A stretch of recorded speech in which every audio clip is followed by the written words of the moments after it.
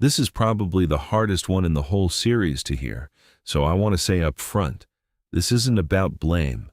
Nobody in your life is necessarily doing anything wrong, but something true needs to be said anyway.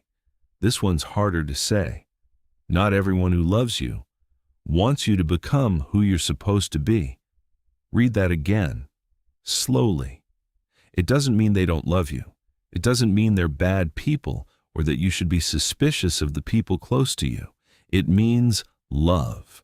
Real love and support for your growth are not automatically the same thing, even though we assume they always travel together, not because they're bad people, because love and fear live closer together than we admit.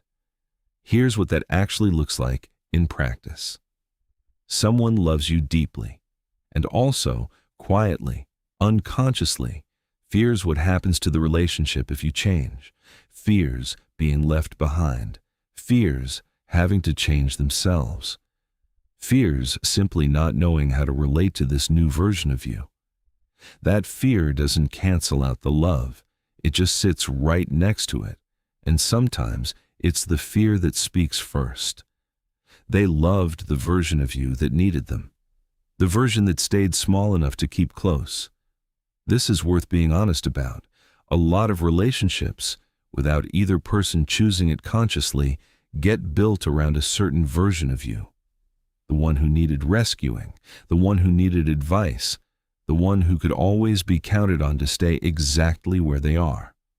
When you outgrow that version, you're not just changing. You're changing the shape of the relationship itself, whether anyone intended that or not. Growth means some of that closeness has to change shape. That's not a tragedy. It's just true.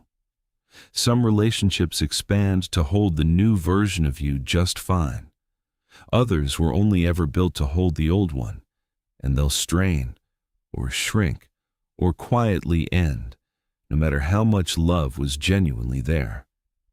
You can love someone completely and still be the reason they never left the room they were meant to outgrow. This cuts both ways, by the way. It's not only about other people holding you back.